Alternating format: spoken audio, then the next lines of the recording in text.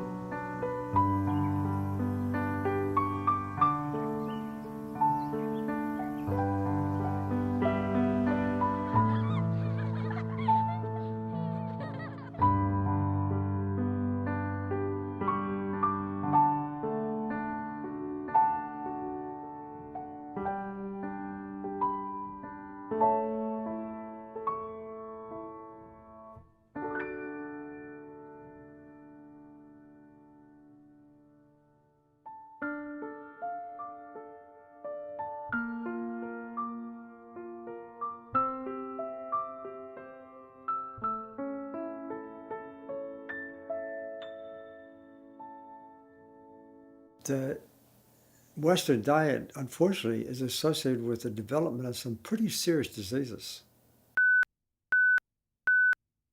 Heart disease, cancer, diabetes, obesity. It's like a tsunami.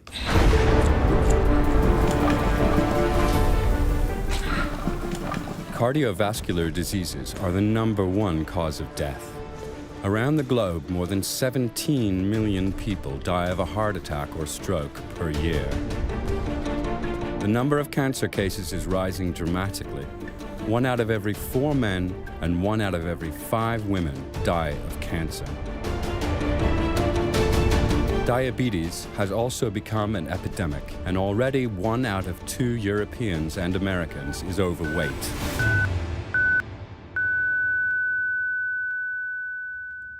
The interesting thing is that all experts would agree that the cause of this tsunami really is our lifestyle. And the fascinating thing is that the major driving force within that lifestyle, creating these illnesses, is our dependence on animal nutrition.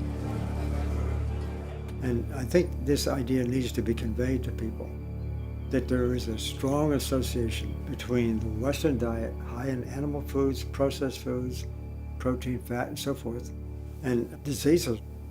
People have to know that that really is true.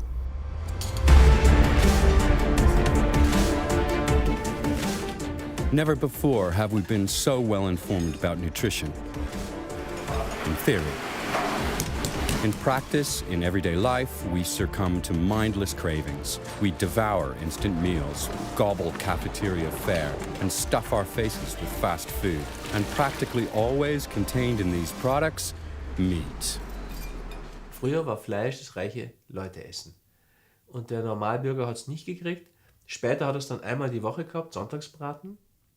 Und jetzt können wir uns das leisten, alle wie die Könige und die Fürsten zu leben. Finanziell können wir es uns leisten, gesundheitlich können wir es uns nicht leisten. Despite all warnings, we are eating more and more meat. There is no day without meat, no feast without meat, no break without meat.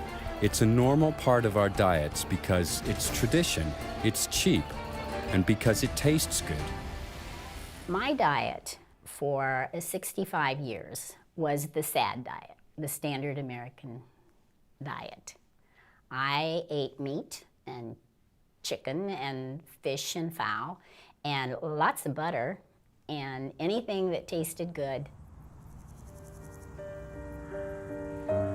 In 2010, at the age of 66, Sharon Kintz started to think about her eating habits as the result of a dramatic event.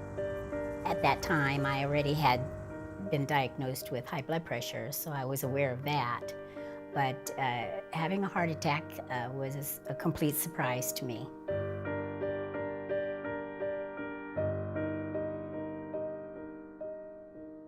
The only symptoms that I had leading up to that was heaviness in my arms, pain in my jaw, and I would be tired, more tired than usual.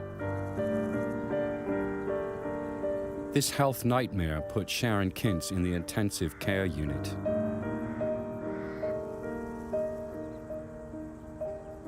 During the heart catheterization, it was determined that I had 100% blockage in one artery and 65% in one and 75% in the other.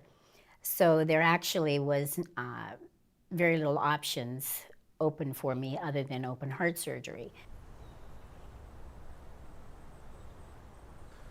Caldwell B. Esselstyn is an expert in the field of heart disease, a well-renowned surgeon and researcher, and one of the best doctors in the United States.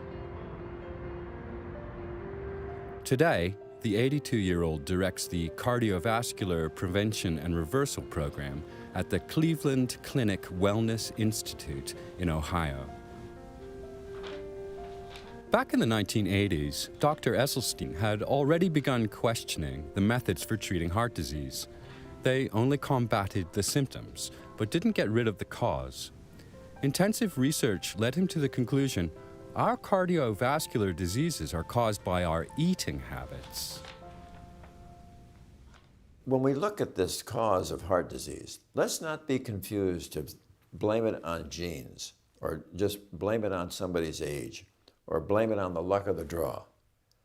Heart disease is a foodborne illness, and we now know that every time certain foods will pass your lips, you will further endanger and injure the endothelial cell capacity to make nitric oxide. Endothelial cells are crucial to our blood vessels and heart. They line our blood vessels and produce protective nitric oxide. And nitric oxide has these marvelous functions of keeping your blood flowing smoothly. It's the strongest vasodilator in the body. It also protects you from getting hypertension because it keeps your artery wall from getting stiff, inflamed, or thickened. And most importantly, a plentiful normal amount of nitric oxide will prevent you from ever developing blockages or plaque. Scientists know that cardiovascular disease starts with progressive damage to the endothelial cells. This is precisely where our diets come in. The excessive consumption of animal-based or processed foods damages our endothelial cells. Regular consumption of these products increasingly diminishes the protective nitric oxide supply in our blood vessels.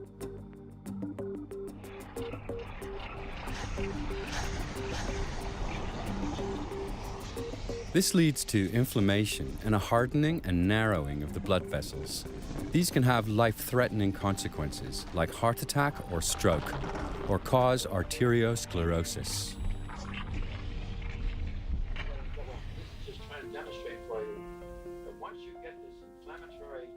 Years of research and personal experience have provided Dr. Esselstyn with conclusive evidence that a plant-based diet can not only prevent the progression of heart disease, but can also reverse its effects. Esselstyn has successfully treated hundreds of patients with this program. It consists of a low-fat, purely plant-based diet. When you're willing to take the time and have the patients understand the science behind this, and they really realize that they have caused this disease by the foods that they've eaten, they suddenly realize that you are empowering them as this locus of control to halt their disease. They don't have to depend upon a cardiologist or an operation or a drug that may have significant side effects. They are being empowered to do this themselves.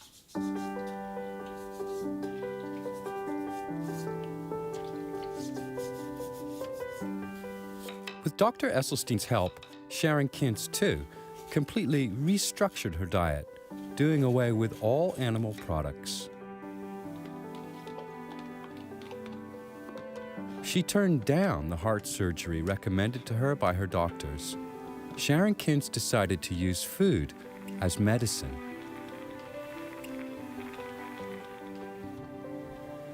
I was on it for 4 weeks, and the pain went away in my arms, the pain went away in my jaws, and I had much more energy. So I took Dr. Esselstyn's program very seriously.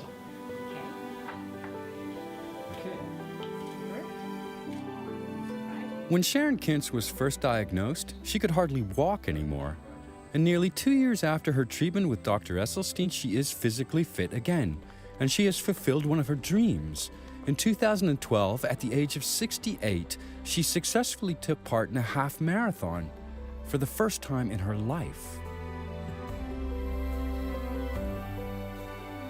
I know people are cramped for time, but you're talking about your health. If you want to live a long, healthy life and be able to contribute something, then you have to take care of your body. In order to do that, you have to, in my opinion, eat plant-based.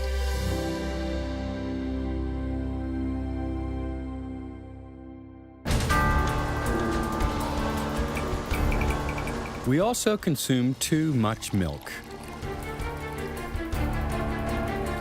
And the availability of dairy products continues to grow.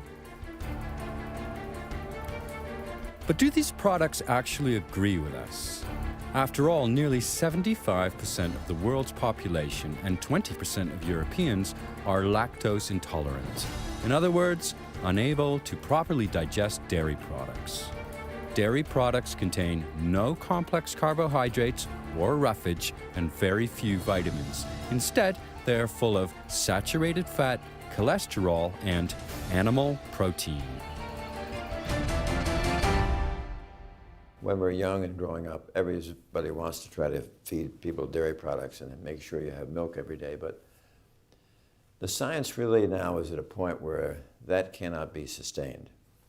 There is ample evidence from wonderful investigators like Colin Campbell, who clearly showed that casein, which is the major protein in milk, is really one of the strongest promoters of cancer. Colin Campbell is a world-renowned nutritional scientist. In a series of experiments, he was able to prove that animal proteins, casein in particular, promote all stages of cancer growth.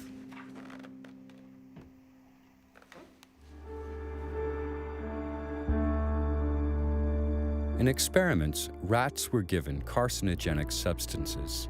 Afterwards, half were fed a 5% casein-enriched diet, and the other half 20%. 20% roughly corresponds to the amount consumed in Western diets.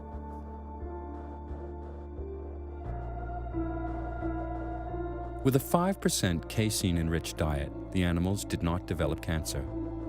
With a 20% casein-enriched diet, however, cancer growth was stimulated significantly.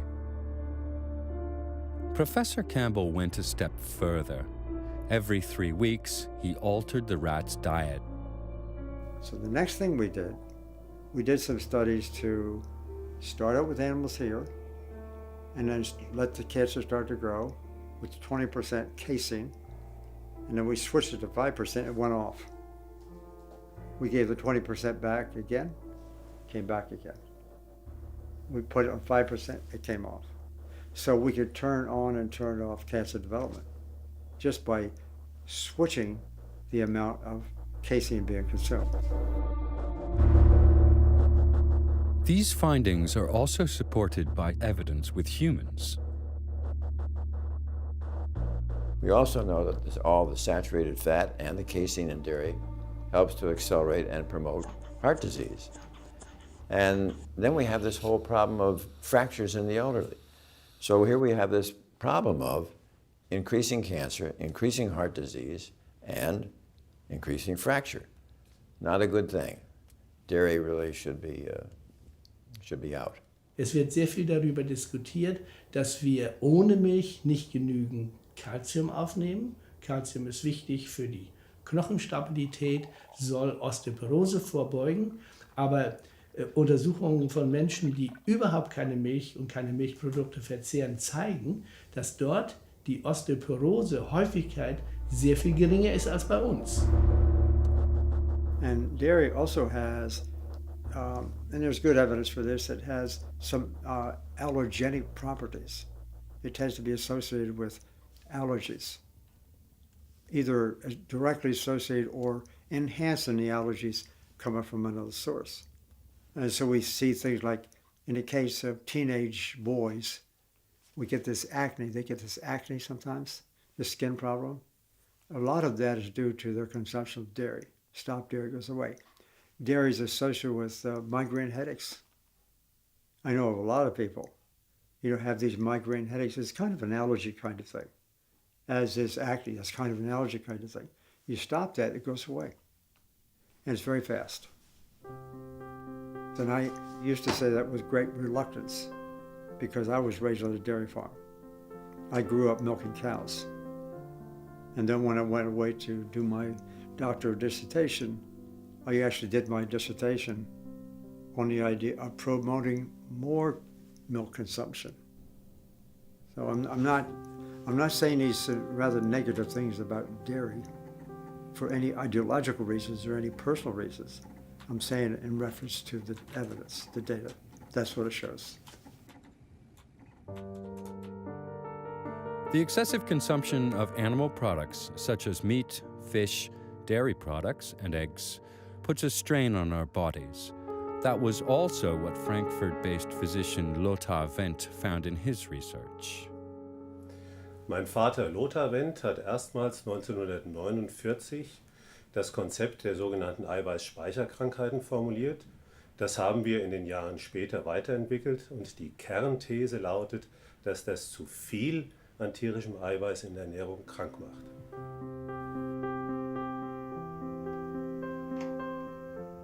T. Colin Campbell arrived at the same conclusion.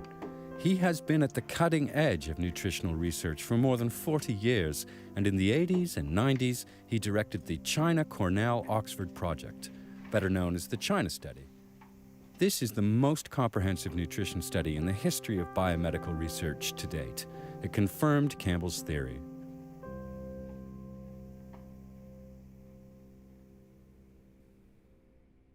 We tend to want to consume protein, which means we want to consume meat, because that supposedly makes us strong. It makes us healthy. That's been an old story for a long time. But in reality, as we put more and more protein or meat into our diet, we see these diseases start to appear. The China Study, as well as numerous other studies, demonstrate one thing above all. The higher the consumption of animal products, the greater the frequency of heart disease, cancer, diabetes, and countless other chronic diseases. Even small amounts of animal products can have a negative effect on our health.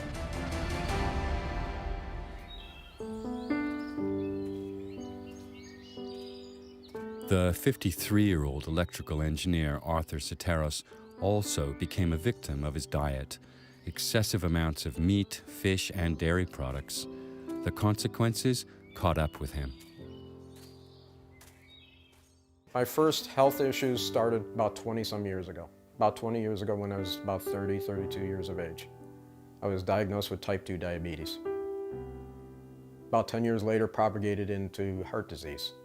My first encounter with heart disease was at age 42. What I exhibited was just heartburn, turned out to be a blockage. I went to the emergency room and found out it was a blockage, and then it required an intervention and stent. That was my first encounter. A stent is an implant designed to hold a vessel open. Arthur Soteros needed to have 5 such stents implanted. He repeatedly suffered from chest pain and a narrowing of his blood vessels. Finally, he needed double coronary bypass surgery. So I was sure that about after doing the bypass surgery that I would be free and clear of any heart issues for at least upwards to about 10 years. That happened not to be the case with me. About a year into that, I developed angina again, and what turned out not then to be the vein graft that they used in my bypass surgery had now blocked, which then required another stent, and then a few months later another stent, till the frequency of those stents then became just 2 weeks apart. The quickly returning vessel occlusions baffled the doctors. Soteris left the hospital without hope.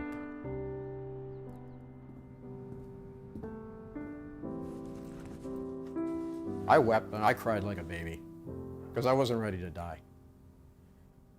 And I cried out to God for some options.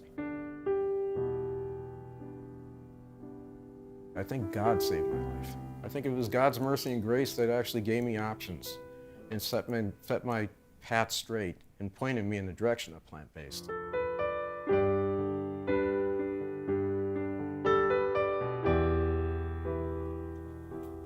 Through a member of his church community, Arthur Soteris learned about Dr. Esselstyn and his nutrition-based therapy.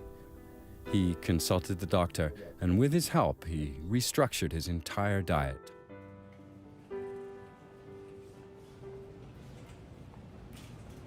Within about 30 to 40 days from that point, the angina that I was experiencing again and the facial numbness that I experienced during my heart disease, it was gone.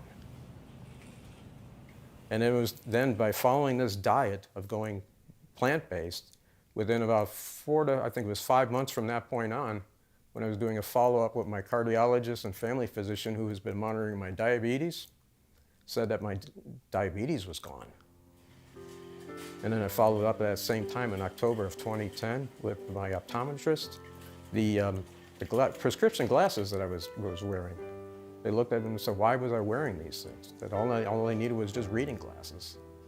So then with the reversal of my diabetes, my eyesight got better.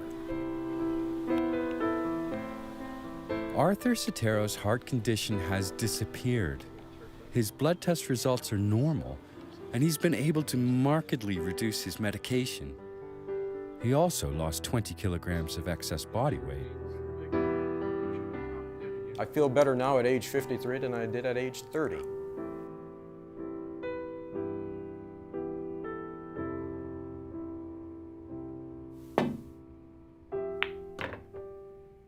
Through the years, I've had lots of students, a lot of colleagues, plenty of money to do all kinds of research. And I found out that what I believed early was wrong. That a diet that's high in animal-based foods is a problem. A diet that's high in processed foods is a problem. Many different ways. The only solution is a whole food plant-based diet. It's that clear. And when people use that, they not only prevent future disease, they actually are able to cure existing disease in people who have a disease.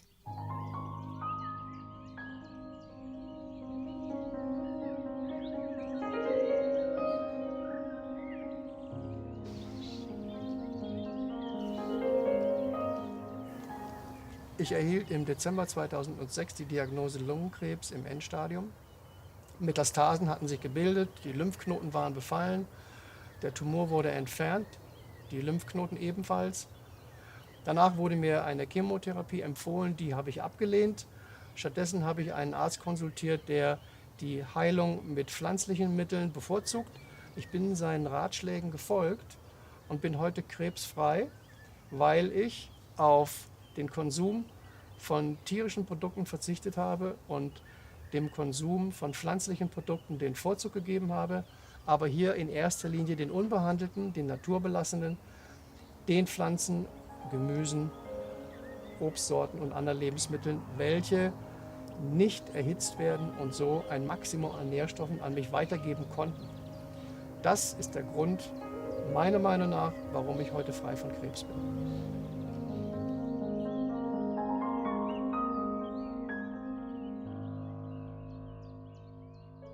My wife, Karen, was diagnosed with a serious kind of cancer, stage 3 melanoma.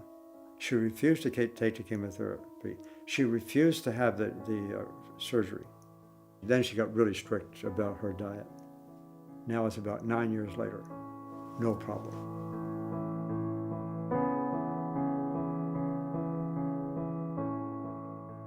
Die pflanzlichen Lebensmittel sind deshalb vorteilhaft, weil sie bestimmte Substanzen enthalten, die wir in tierischen Lebensmitteln überhaupt nicht finden. Zum Beispiel Ballaststoffe oder auch sekundäre Pflanzenstoffe. Wie der Name schon sagt, werden diese Substanzen von den Pflanzen synthetisiert.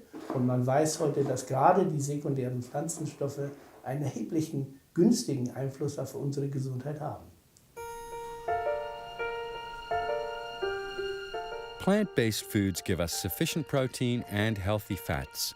They are rich in complex carbohydrates and antioxidants, as well as certain vitamins, trace elements, and enzymes. Plant-based foods contain what humans need for a healthy diet. Das Problem ist generell, dass eben auch mit gesundheitsschädlichen Produkten wie Fleisch, Milch und Eiern eben sehr viel Geld verdient wird. Und dass diese Firmen und Konzerne natürlich Profit erwirtschaften wollen, ist klar. Und die wollen auch so viel Produkte wie nur möglich verkaufen. Auf der anderen Seite gibt es keine Interessensgruppe, die Wert darauf legt, die Leute gesund zu erhalten. Wer hat ein finanzielles Interesse daran, dass die Leute gesund bleiben? Keiner. Die Medizinindustrie, die verdient daran, dass sie die Leute therapieren können. Nur an kranken Leuten kann die Medizinindustrie Geld verdienen. Auch die Pharmaindustrie verdient nur an kranken Menschen. We have a big industry that obviously supports the livestock industry and the egg industry and the dairy industry. It's just a huge industry. And unfortunately, they have infiltrated the academic community. They've also infiltrated the government. And I know both because I'm in academia, that's been my entire life. I see what they do. Maybe they bring some money to have some research done. Also in the policy area, I spent about 20 years in national policy development. I was on expert panels for the government. And so we were doing things. And we have committees. And unfortunately, the industry is so powerful that they, in many cases, are controlling who's going to be on the committees. They have too much money for the politicians. Das ist zwar alles legal, aber fair gegenüber dem Verbraucher ist es nicht.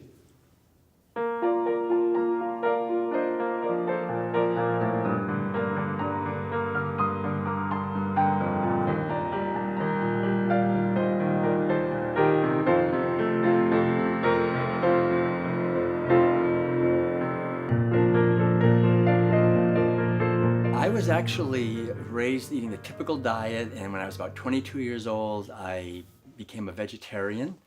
And about 5 years later, when I was 27, I went to a completely plant-based diet, and that's been 33 years now. I'm 60 years old, and it's been terrific. I feel great, I have a lot of energy, and it's not just me. People that I know who are also a long time on a plant-based diet are doing great as well.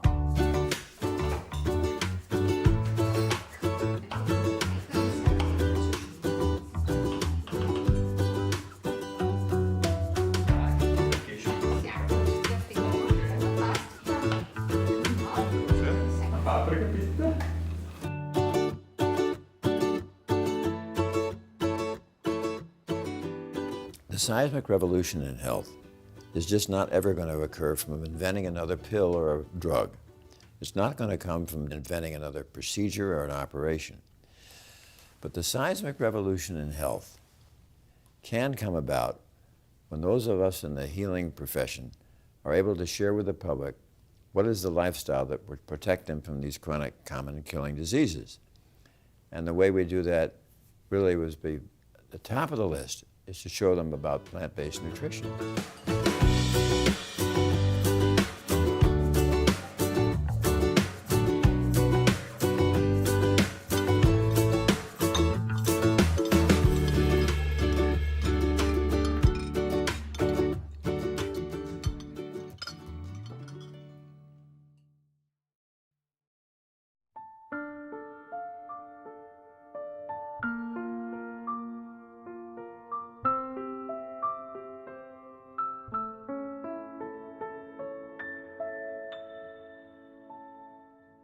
Immer mehr Menschen fressen immer mehr Tiere, weil immer mehr Menschen sich Fleisch leisten können.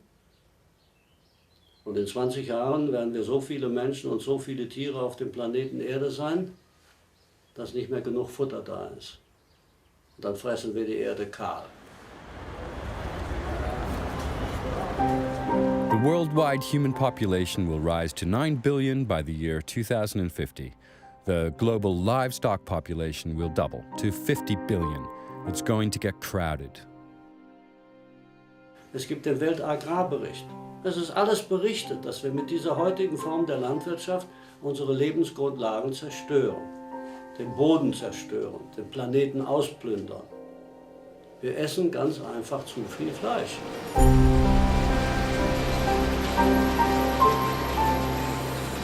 The growing consumption of meat accelerates climate change and species extinction. It damages the soil, water, and air, and it spurs global starvation.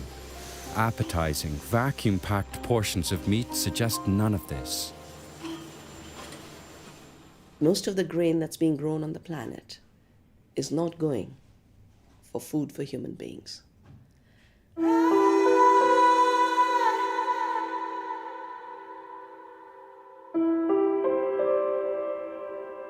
We're growing plenty of food to feed everyone. The problem is we're feeding most of that grain and the legumes, like soybeans, to animals while people are starving.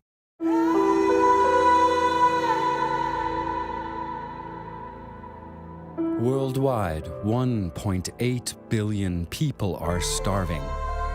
Every 6 seconds, a child dies of malnutrition. That's nearly 15,000 children a day. A sign of poverty, not for the poor, but for the rich. Only 2% of the soya in the United States is being eaten by human beings. About 70% goes for animal feed. About 28% is going for biofuel, diesel made from soya bean. So it's meeting the hunger of profits, not the hunger of people.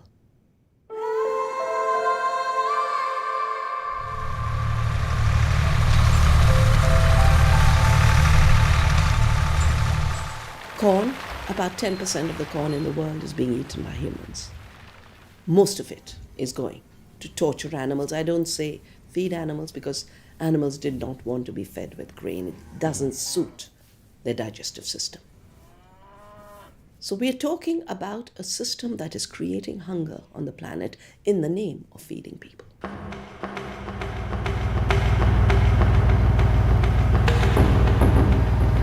Currently, 1 out of every 3 seeds of grain harvested in the world is used as animal feed. However, industrial nations can no longer produce these huge amounts of fodder themselves. Thus, Europe already imports 3/4 of its animal feed, including 35 million tons of soybeans alone, mainly from South America.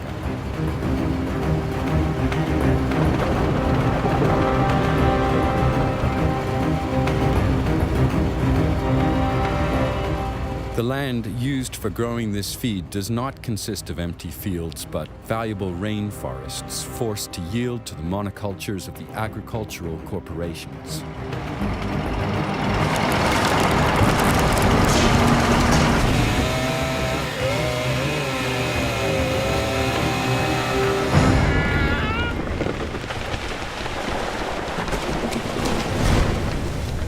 One of the really shocking things about this desire of more and more people to eat more and more meat and to eat it more and more cheaply is the awful effect that it's having on the environment. So whole forests cleared to graze livestock or to grow grain to feed livestock, and it's having a shocking effect on the environment.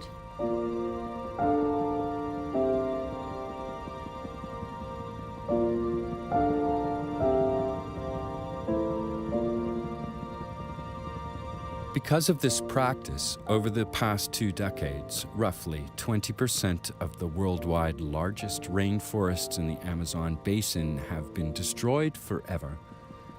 Globally, deforestation irreversibly destroys an area the size of a soccer field every 2 seconds.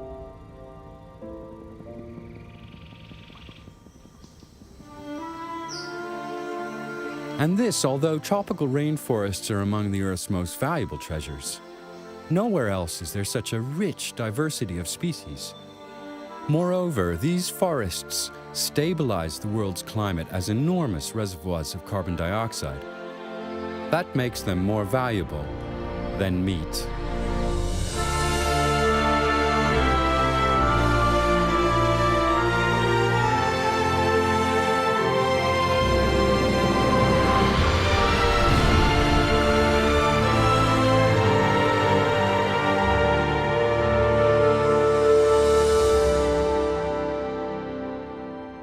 Es gibt ja Berechnungen, wie klimaschädlich ein Kilogramm Fleisch ist. Nehmen wir mal ein Kilogramm Rindfleisch, dann sind das in etwa 12, 13 Kilogramm CO2. Wenn man das mal umrechnet in Autokilometer, wenn ich einen kleinen Pkw nehme, dann kann ich etwa 100 Kilometer fahren. Das entspricht dem Kilogramm Rindfleisch. Bei Geflügel und Schwein ist es ähnlich. Dort sind es dann 50 Kilometer, die einem Kilogramm Schweinefleisch oder Geflügelfleisch entsprechen. Nimmt man da Gemüse, da landet man bei 600 Gramm. Das sind also dann ein paar Kilometer nur. Da sieht man schon, wie klimaschädlich letztendlich die Tierhaltung ist oder wie klimaschädlich mein Fleischverzehr ist. Also wenn ich was fürs Klima tun will, sollte ich natürlich weniger Auto fahren, aber ich sollte genauso auch weniger Fleisch essen. Among the side effects of the meat and dairy industry is the production of methane gas. It is primarily generated in the stomachs of ruminants like cattle. Experts estimate that methane is 25 times more detrimental to the climate than CO2. An even greater concern than methane is nitrous oxide, which is nearly 300 times more harmful to the climate than CO2. It is released through the use of synthetic fertilizers. These and many other factors make animal agriculture a catalyst for climate change.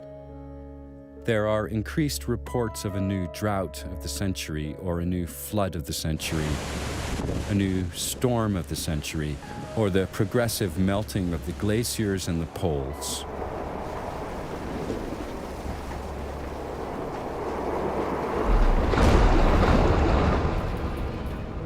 Intensive animal farming doesn't just stink to high heaven, the excrement produced is also polluting our soil. For each kilogram of meat produced, roughly 6 kilograms of slurry are generated. Among other things, slurry releases ammonia, which poisons the surrounding air and causes long-term damage to the soil.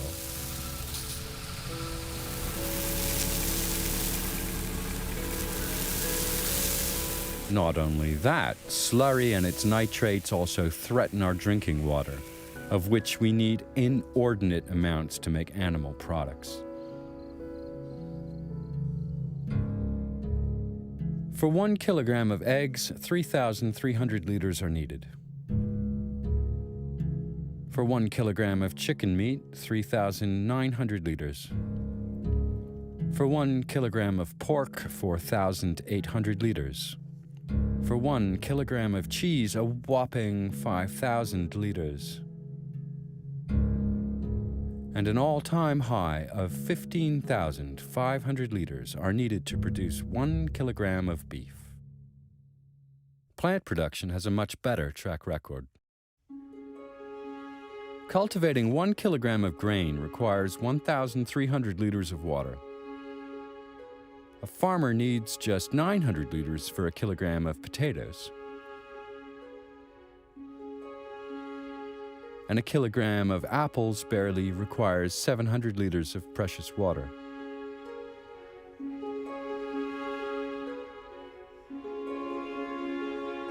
This entire meat industry has today become a scandal on the planet. It should not exist in the form in which it exists.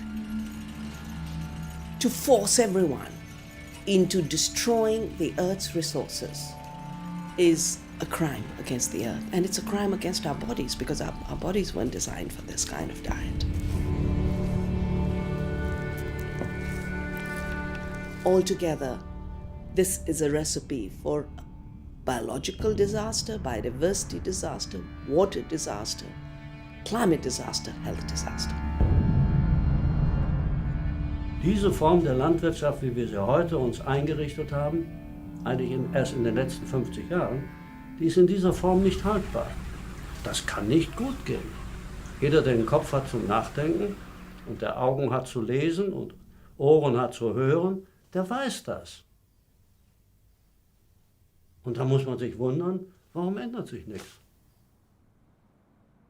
We were made to believe that meat-based diets are superior to plant-based diets, a lie that has been exposed by medical experts again and again and again. So what do we need to do? We need to bring diversity back into our farms. We need to bring harmony back into our farms. We have to celebrate diversity. We have to work with farmers. We have to know our farmers.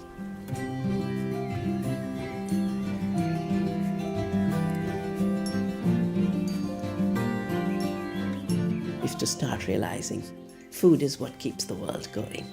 Food is the energy of the world. And we have to know exactly where in that chain we entered so that we don't do more harm. We reduce the harm. And in the process, we celebrate. Food is life, and life is food.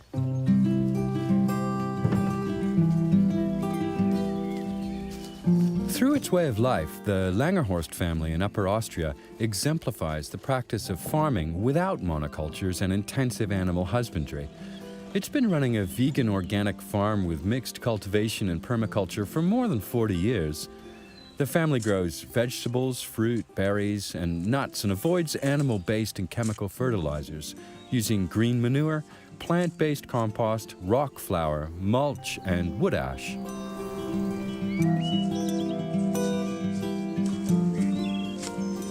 Die pflanzliche Landwirtschaft hat uns gezeigt, dass wir auch von einem kleinen Hof anstatt von einem großen Hof leben können. Wir bewirtschaften nur 3,5 Hektar und davon leben wir im Vollerwerb und sind wirklich sehr dankbar, dass dies möglich und auch praktikabel ist.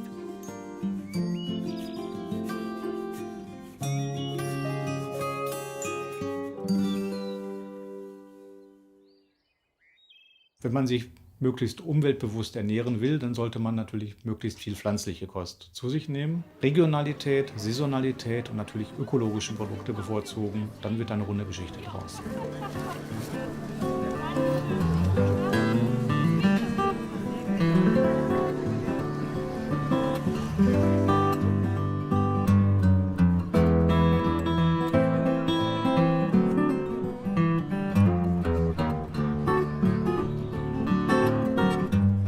Nature shows us how to solve our problems, our personal problems and the ones that involve the whole world. We just need to take action. If we look at the chances according to human possibilities, human intelligence, human longing for good, decent food, I think the chances are extremely high that we could all live on a good, healthy, organic, plant-based diet.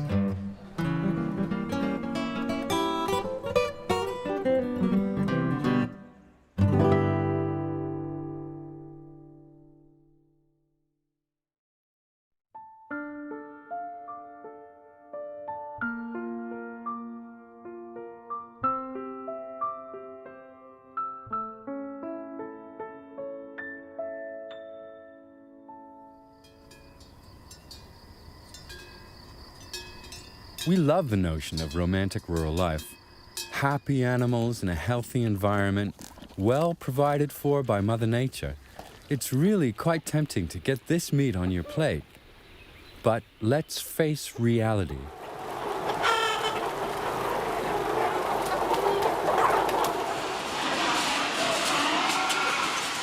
Seinerzeit hat er so ein paar 10 Stickel Viech gehabt, heute haben es Tausende oder Hunderte.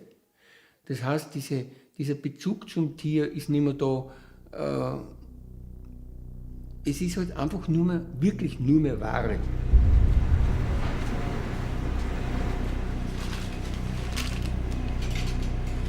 Meat is less expensive today than ever before.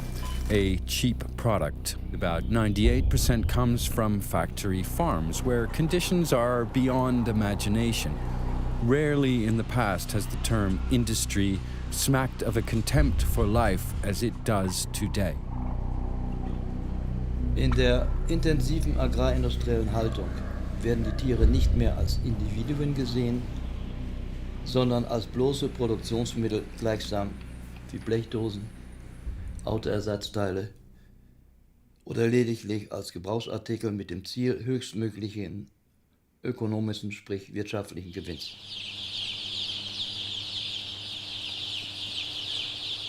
Chickens are by nature social, curious, and intelligent animals. But in the merciless factory farm, their lives are reduced to short and joyless agony. Chicks hatch not in the maternal nest, but in the incubator. As soon as they can stand, they are sorted, vaccinated, packed up, and sent to enormous feedlots.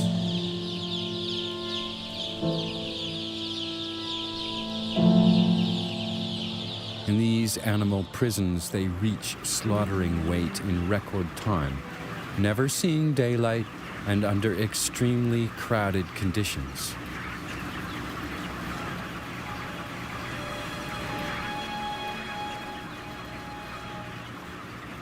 The normal life expectancy of a chicken is 20 years. Broilers only live up to 42 days. During this brief lifespan, they must gain roughly 2 kilograms. No organism can withstand such brutally rapid growth.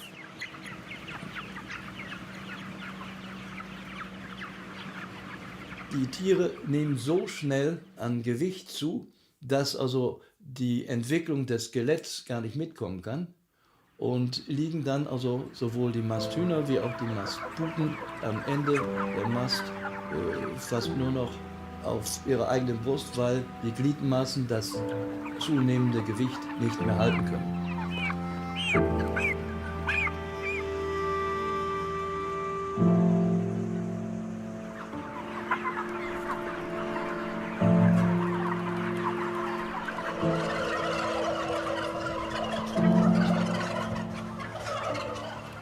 Some animals don't survive this abnormal growth.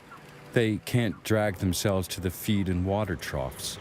Others die of breeding-induced cardiovascular diseases. They succumb to stress or fall victim to cannibalism.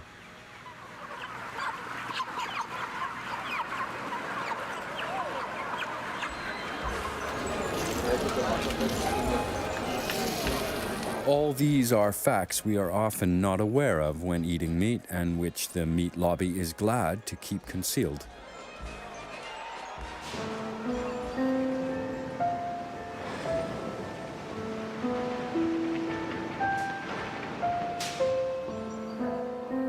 This is a mother sow.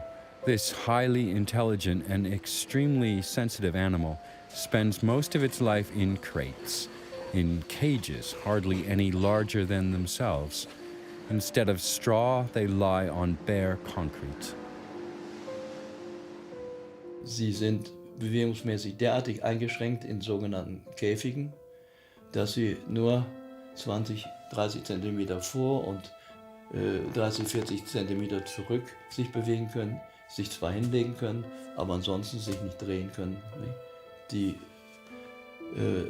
Sauen in der modernen Schweinehaltung sind die ärmsten Schweine im wahrsten Sinne des Wortes.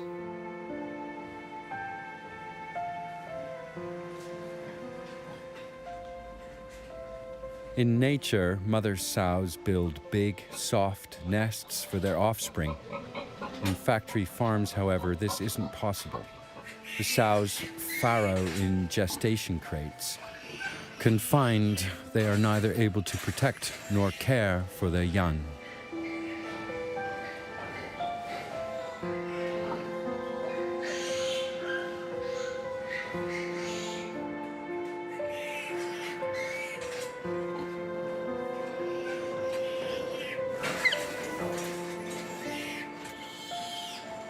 Not long after birth, the piglets' tails are docked as a precaution against cannibalism. In addition, male piglets are castrated by ripping out their testicles. Everything without pain relief because an object's pain doesn't matter.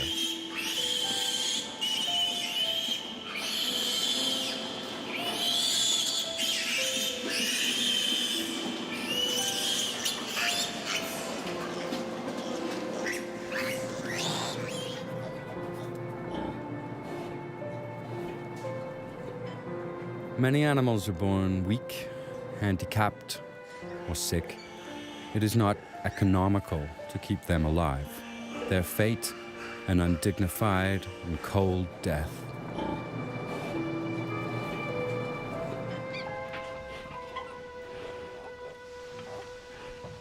In the agonizing lack of space, the immobilized mother sows sometimes crush their own offspring.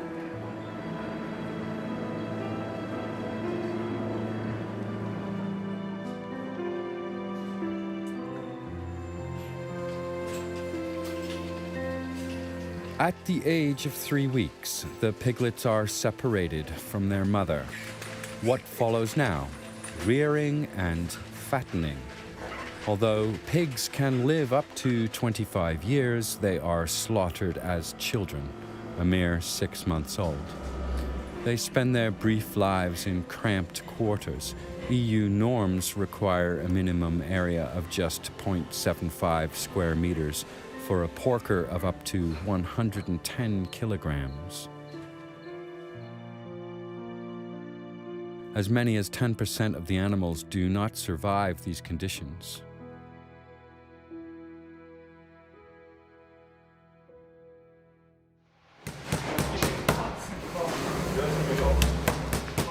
In spite of this, only a few people are willing to do without a pork chop or a schnitzel.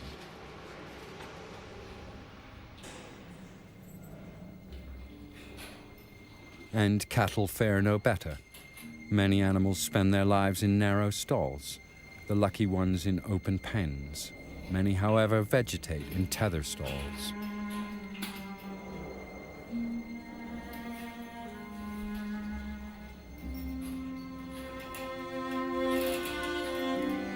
One step forward, one step backward.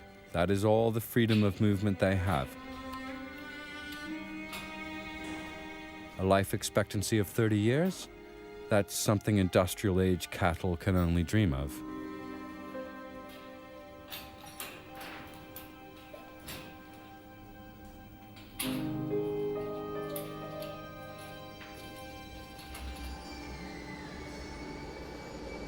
Heutzutage gibt es also riesen Herden. Und die werden immer größer und da merkt kein Mensch mehr, wenn eine Kuh krank ist. Das merkt dann meistens nur noch der Milchroboter, der dann auch feststellt, dass die Milchleistung zurückgeht. Oder die andere Maschine merkt dann, dass das Futter nicht aufgefressen worden ist. Und so wird überhaupt nur noch registriert, dass ein Tier oder mehrere Tiere krank sind.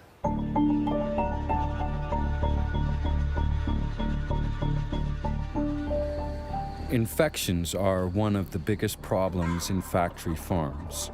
The crowded conditions promote the rapid spread of bacteria.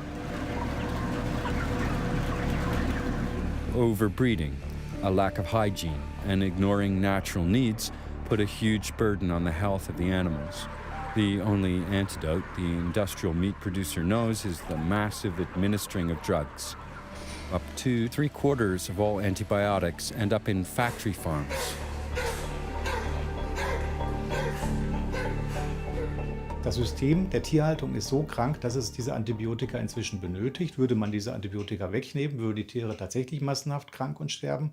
Das heißt, das ganze System ist in sich eigentlich völlig krank. The routine and improper use of antibiotics in factory farms presents a big health risk, not just for the animals. Because more and more bacteria strains are becoming resistant, which renders antibiotics ineffective. If these antibody-resistant bacteria infect humans, we get sick too. But often medication no longer works. Globally, more than 700,000 people die from infections because the bacteria they have consumed has become resistant to antibiotics.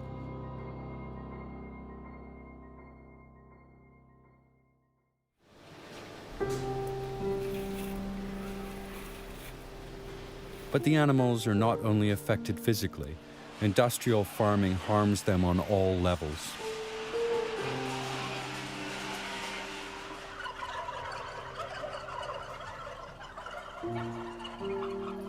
Seit Bestehen der Menschheit hat es kein derartiges Maß an Tierquälerei gegeben wie in unserer Zeit.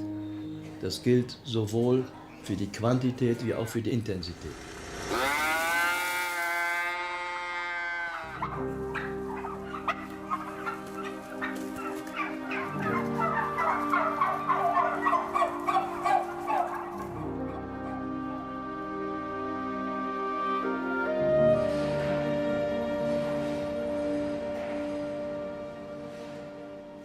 Having once seen pigs in one of these intensive farms, I was so shocked. It's unbelievable to me that people could treat animals as though they're just things without feelings.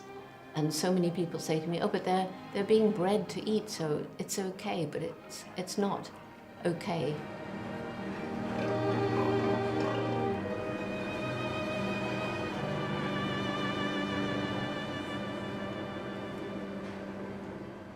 There's a lot of animal abuse in research, in education, in circuses and rodeos and zoos, but factory farming is the worst. If you summed up all the pain that we cause animals, the pain and suffering from industrial food preparation is far greater than all of the pain in any other venue combined. So it's really the worst. It brings out the worst in human beings, and it makes animals suffer greatly. They not only suffer their own pain, but they also feel the pain of other animals at these horrible factory farms.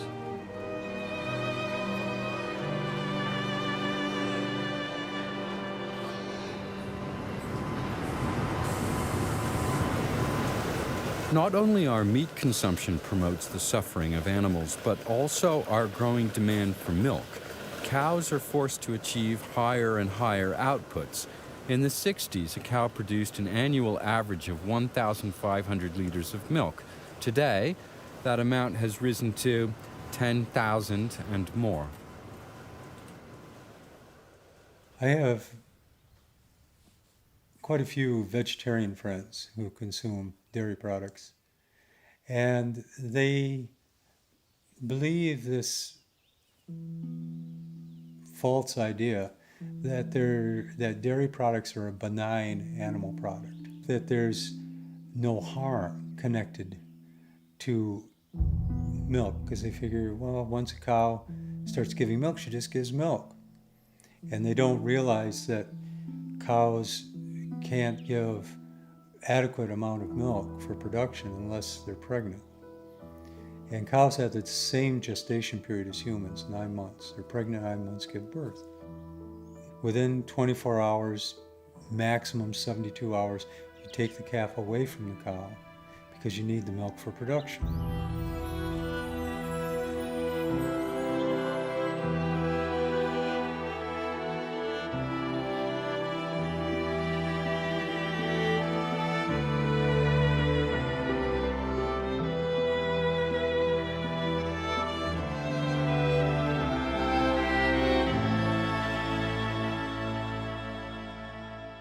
It's a terrible business. I mean, there's more suffering in a glass of milk than you can find just about anything.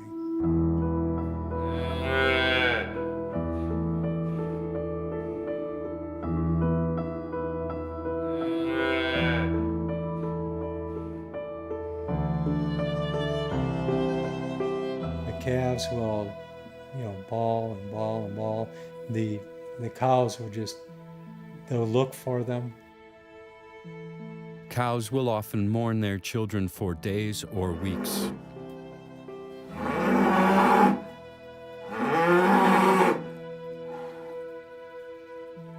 they do miss their calves. The calves miss their mothers.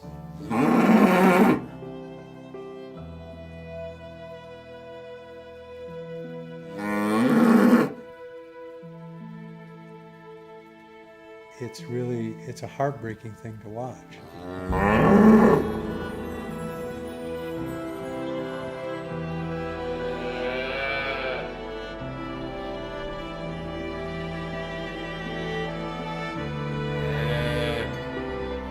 In factory farms, calves are being born constantly, but they serve no useful purpose and are soon put to different use. Let's say a cow is alive for 4 years. She'll have 4 calves. Just genetic roulette. 2 are going to be male, 2 are going to be female. The 2 males have no use to the dairy industry. They're going to go to auction within a day to 2 or 3 days after birth. You only need 1 female to replace the mom. So 3 out of 4 calves go to slaughter right after they're born.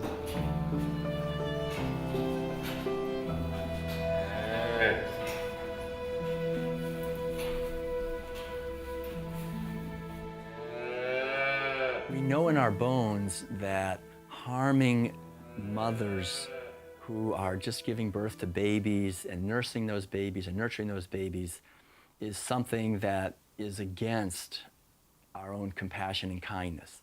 And so when we're eating animal foods, eating dairy products, that's exactly what we're doing. We're paying people to impregnate animals, steal their babies, steal their milk, and then kill them.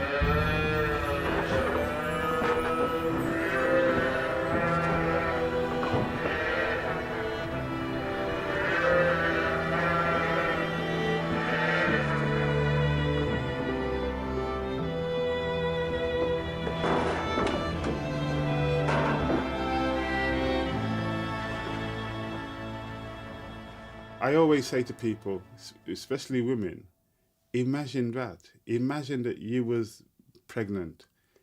You got your breast ready to give milk and somebody took your baby away and then, another animal came and took your milk. It's almost, for human beings, it's almost impossible to imagine. But that's what many animals go through. And some people think, oh, goat's milk is better than cow's milk. Well, the goat is also a living thing. The goat also produces milk, not for human consumption, but for the consumption of a little baby goat. And that's who the milk should go to.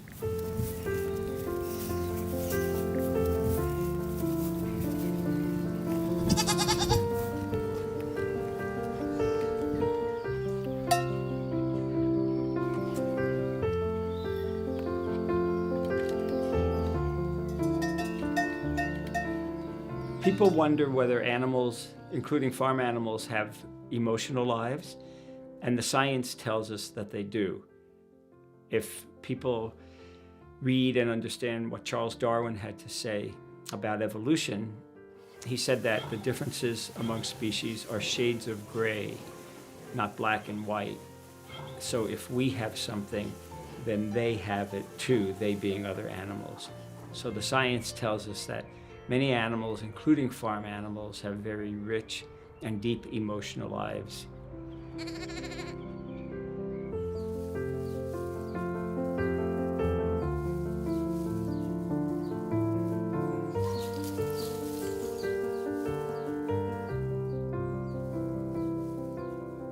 The main thing is that, these farm animals, when you know them as individuals, they're just wonderful. I mean, there's nothing like hearing the whicker of a horse when you come and he's pleased to see you, and the cows chewing the cud and the sweet breath that they have out in the fields, and pigs.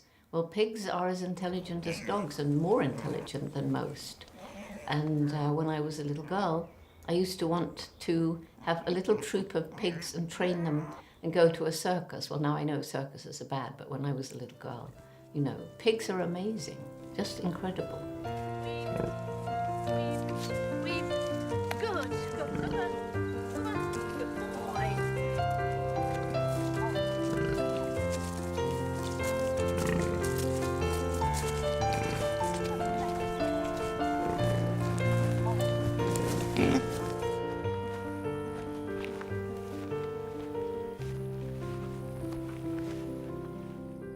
People want to think that cows are stupid, that they're dumb, that they're slow and all they do is eat grass. No, they have community, they have social structures, they babysit for each other, they mourn for the loss of loved ones. You know, they're a community just like any human community. They just look different. You know, that's all. It's the only difference. They just look different. We don't speak their language. It's the only difference.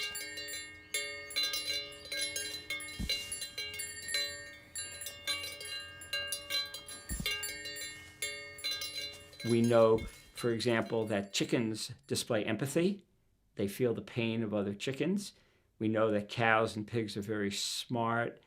They miss one another. They love to be around friends. Cows and pigs are extremely intelligent. They can learn very complex tasks. So I like to say that the animals who we eat are very smart and they're very emotional.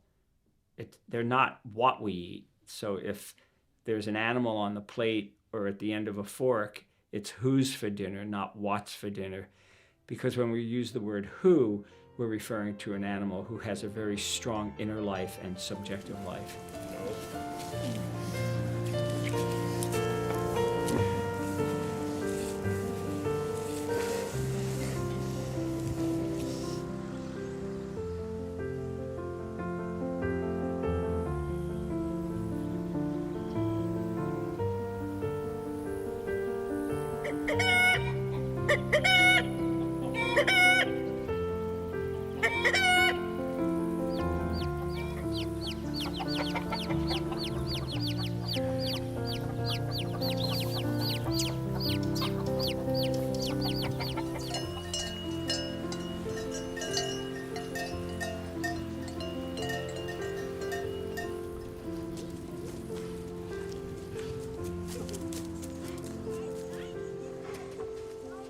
So for example, when pigs and cows and dogs and cats and wolves play, it's very clear that they enjoy themselves, that they're feeling happiness, they're feeling very gleeful, they're feeling a lot of pleasure.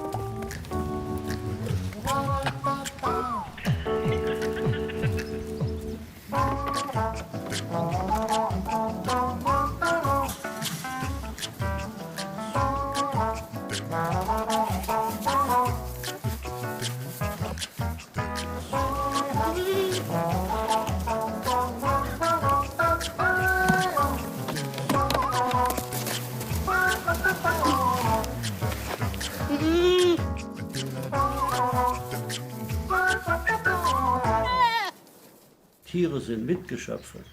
Tiere sind Lebewesen, die Gefühle haben, die es einem zeigen können, wenn es ihnen gut geht. Ich sehe das den Tieren an und sage den Kindern, guck mal, die Tiere können lachen, wenn es ihnen gut geht. Und die Tiere können ihren Kummer zeigen, wenn wir schlecht mit ihnen umgehen.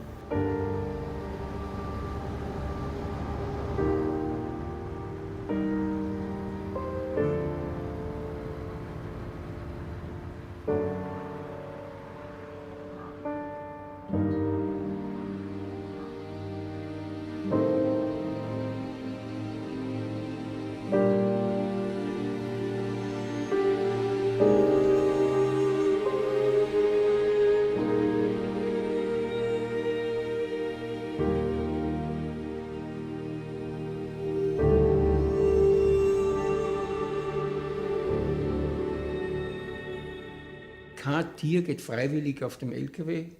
Ist in meiner ganzen Zeit, wo ich Fleisch habe, war nicht einmal passiert. Das heißt, wir haben das Viech immer mit Gewalt aus dem Stall, mit Gewalt auf dem LKW. Dann hat man das zum Schlechter geführt oder in die Metzgerei. Und Sie müssen sich vorstellen, das sind LKWs, da sind heute bis 100 Stück oben, auf absolut engstem Raum. Eine Stresssituation, Angstsituation, das erkennt man entweder, dass die Tiere fangen zum Zittern an oder die Augen, die sind so verängstigt einfach. Viehtreiber, Elektroschockgeräte, Knüppel, Schweine werden an den Ohren weggezogen, Bullen werden vor die Hoden getreten, damit sie laufen, Kühe vor den Euter getreten, der Nasenring beim Bullen, falls er einen hat, wenn es schwere Bullen sind, die werden so umgedreht, dass die Nase fast um 180 Grad verdreht ist, damit die Tiere gehen. Und das ist alles mit Schmerz, das ist nicht ohne Schmerz. Mit starken Schmerzen, sage ich mal. Oder das kann man nicht anders machen, es geht nicht, es geht definitiv nicht. Man kann nicht glauben, ich habe halt Massen von Tieren und die bringe ich jetzt mit irgendwelchen guten Zurennen da auf dem LKW auf oder vom Steuer aus oder gar in die Schlachtbank. Das funktioniert nicht.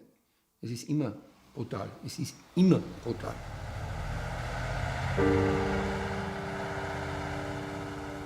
Everyone is aware that animals have to die if we want to eat meat, but very few want to know what actually takes place in a slaughterhouse. Slaughterhouses have their reasons for not welcoming visitors. In large industrial slaughterhouses, pigs are often stunned by machine. An electric shock triggers a kind of epileptic attack. This leads to unconsciousness.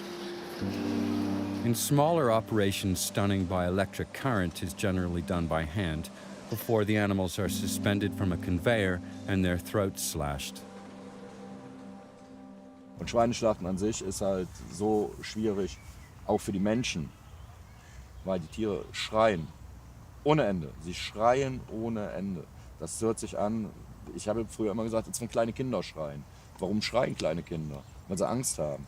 Bei den Tieren ist das nicht anders.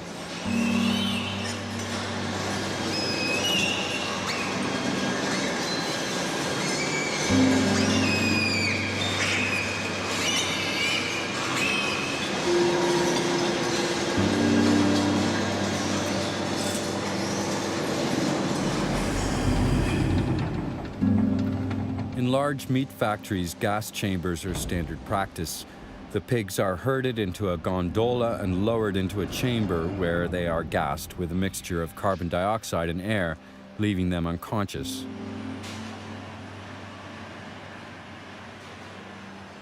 Die CO2-Betäubung ist ein relativ billiges Verfahren.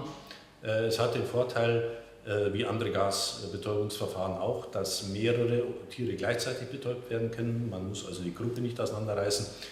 Der deutliche Nachteil des CO2 ist allerdings, dass die Tiere doch ein Erstickungsgefühl über doch einen ganz erheblichen Zeitraum haben, von 15 bis 20 Sekunden.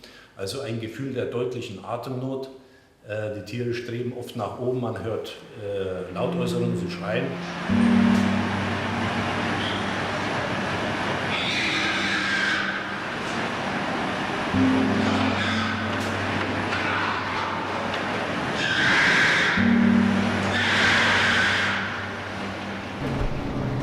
Once they have been stunned, the pigs' throats must be quickly and properly slashed. Otherwise, the animals wake up and land in the cauldron of boiling water, fully conscious. This is no uncommon occurrence, since the whole process takes place so quickly. Zur Problematik der Schlachtgeschwindigkeit muss man sicher noch anmerken, dass bei einem Tempo von beispielsweise 750 Schweinen in der Stunde der Mensch, der die Schweine absticht, also der sogenannte Stecher, ziemlich genau 5 Sekunden Zeit hat, dieses Messer in den Hals der Tiere einzustechen. Dazu muss er das Schwein aber erst auch noch greifen, an einem Vorderbein sozusagen in Position ziehen. Er muss das Messer aus der Halterung entnehmen und dann sind diese 5 Sekunden auch schon gleich vorbei. Das heißt, er hat gar keine Möglichkeit, einen Stich in irgendeiner Weise zu korrigieren, wenn er der Meinung ist, er hat keine großen Gefäße erwischt oder er hat große Gefäße verfehlt. Das heißt, das ist sicher ein Problem für die Effektivität der Entblutung.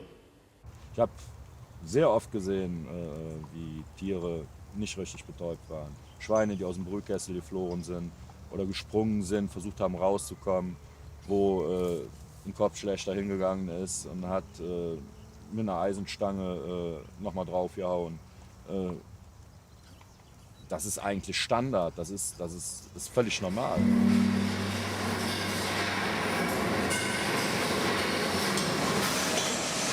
All pigs can meet this fate.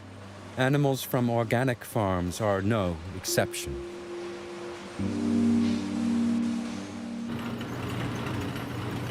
Once it is cut into pieces, the animal has finally endured all the agony the industry has to offer.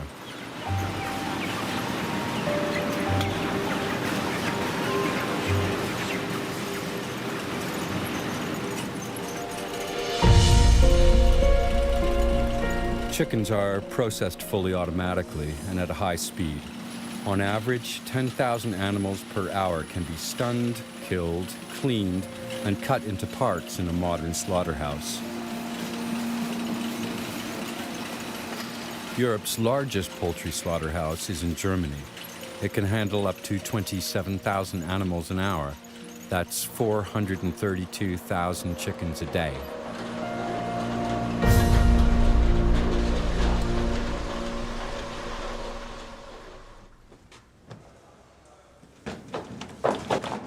The slaughter of cattle starts with a captive bolt stunner, which has been standard procedure for decades. The animals are driven along a chute into a narrow box. Not every animal goes to its death willingly.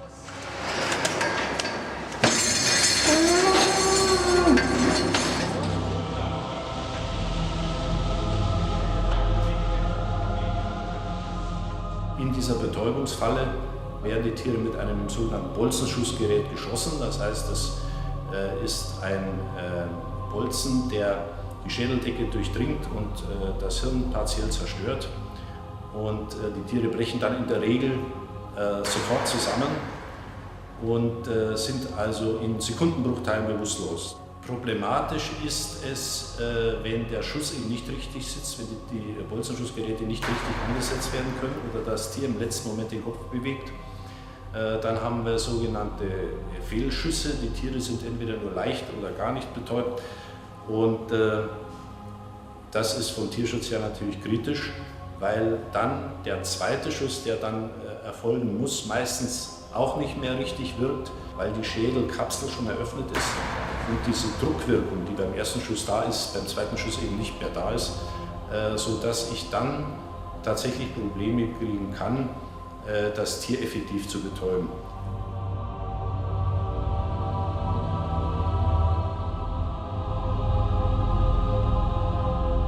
Warum muss man denn die Menschheit, den Konsumenten vom Schlachten wegsperren?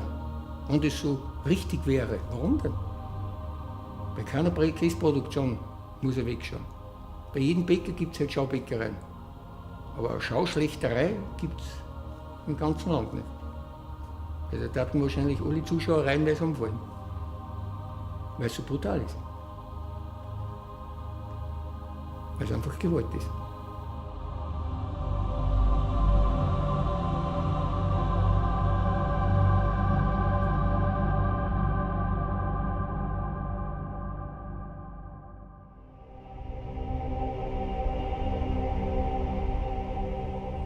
Irgendwo kommt man dann an die Grenze, wo man dann sagt, man macht es weiter oder man macht es nicht weiter. Bei mir war die Grenze halt wirklich, wir mussten Kälber schlachten und das hat sich schon gesträubt beim Reinkommen. Und ja, da sollte ich halt schießen, als es drin war. Dann rollte dem eine Träne aus dem Auge und dann habe ich den Schussapparat in der Luft abgeschossen. Habe gesagt, das war's, bin an meinem Chef vorbei, Ölstoff, den Schussapparat in die Hand gedrückt und habe gesagt, das war's jetzt. Soll meine Papiere nach Hause schicken. Ich war nichts anderes als der Auftragskiller, oder der Söldner für alle die Fleisch essen, war ich der Söldner. Das heißt, ich habe Geld kassiert, für das bringe ich die um, bringe ich Viech um. Und wenn mir das bewusst worden ist, habe ich aufgehört.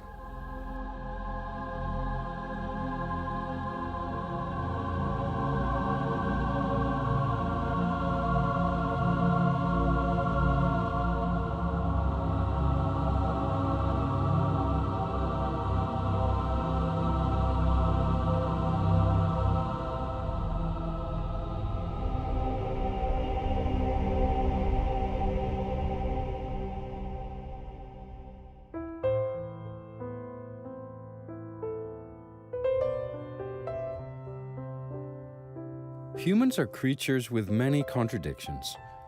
What is especially paradoxical is our relationship to animals. We can adore a pet, and at the same time, we let other animals be killed without the slightest compassion. Dr. Melanie Joy calls this phenomena carnism. Carnism teaches us to place animals in categories in our minds. Some animals we love. Dogs and cats are our companions, our family members, our friends, for instance. Other animals we eat. Carnism teaches us to see animals as objects. So we learn to refer to the turkey on our plate as something rather than someone. And carnism teaches us to see animals as abstractions, as lacking in any individuality or personality of their own, and instead simply as abstract members of a group about which we've made generalized assumptions. A pig is a pig, and all pigs are the same. Carnism, says Dr. Joy, is a belief system intended to prevent us from recognizing the violence and cruelty of the system behind eating animals. We suppress and deny. We ignore our head and our heart when it comes to animals that we classify as edible. Choosing one animal to eat and one animal to be a pet is just, some people call it speciesism. It's just it's a kind of racism. It's a kind of favoritism. And it's a kind of just following a particular culture. Now, what we have to do is we have to build a culture and traditions based upon compassion.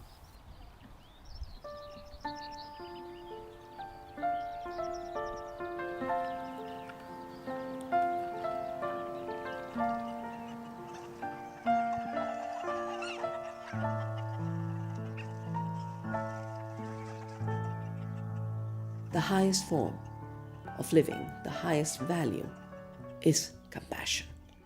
And when there is compassion, we maximize well-being. After all, the word wealth comes from well-being. It did not mean money in the hands of a few. It meant well-being shared across life's spectrum.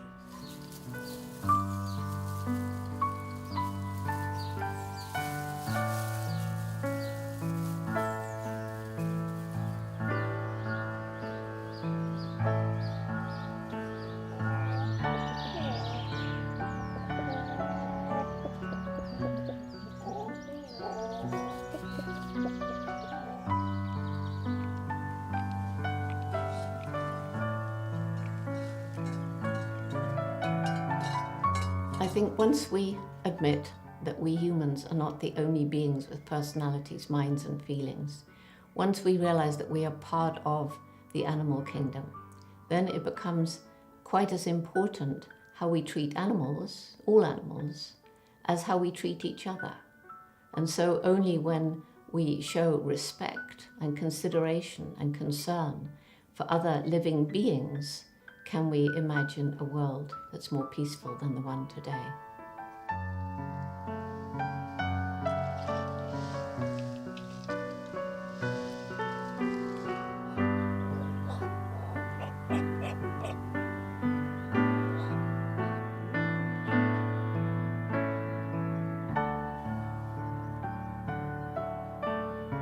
We are at a threshold where across the world people are seeking the liberation of life from this stranglehold of objectification, the view that the earth is dead matter and our beings are just objects.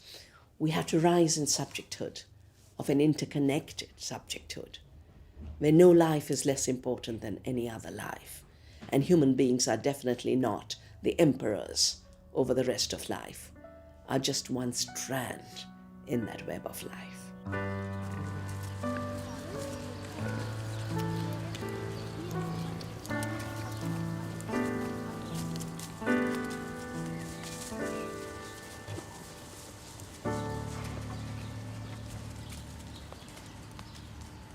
I think the reason that so many people don't change their behavior is because they feel, what's the use? I'm just one person, so what I do actually can't make any difference. And nor would it make any difference if it was just one.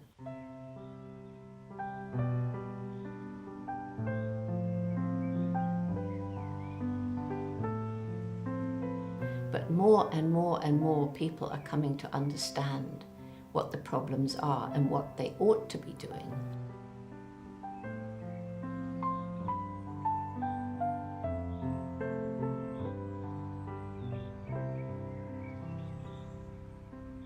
Never ever think that one person can make a difference. We tend to focus our energies on looking for leaders, say like Martin Luther King or Mahatma Gandhi. But they were just one person. They didn't set out in life to be a leader, and they were very humble people. It's just that circumstances in history drew them to the front. But if we're looking for leaders, all we have to do is go home and look in the mirror, because each one of us can make a difference. And we do. It's just making a conscious decision that we are going to make a difference in our lives. We're not on this planet for a long time, so we need to do what we can in the time we've got to make a difference.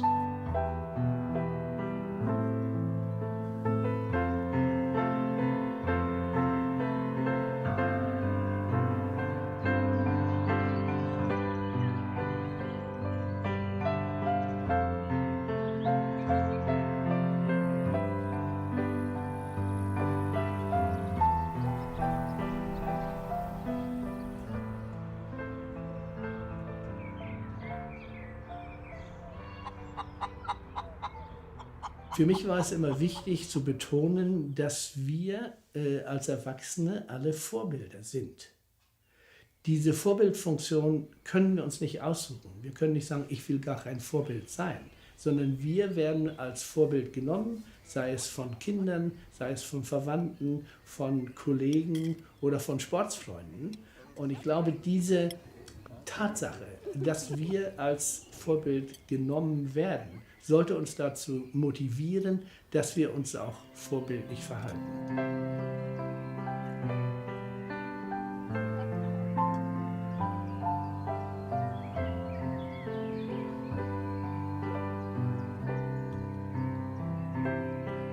Every one of us can make a difference. Every one of us eats at least 2 to 3 times a day. And every act of conscious eating, of knowing what the consequences of your eating are, knowing what you're eating, is an act of changing the world.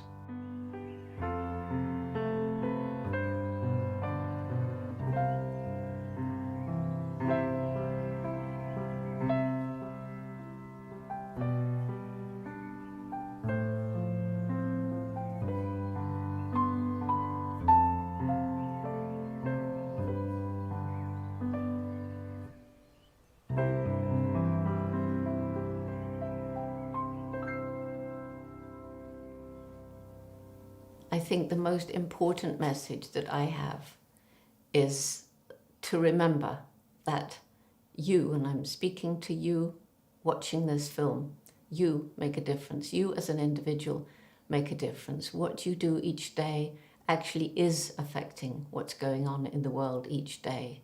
So your life matters, you matter, and use your life wisely.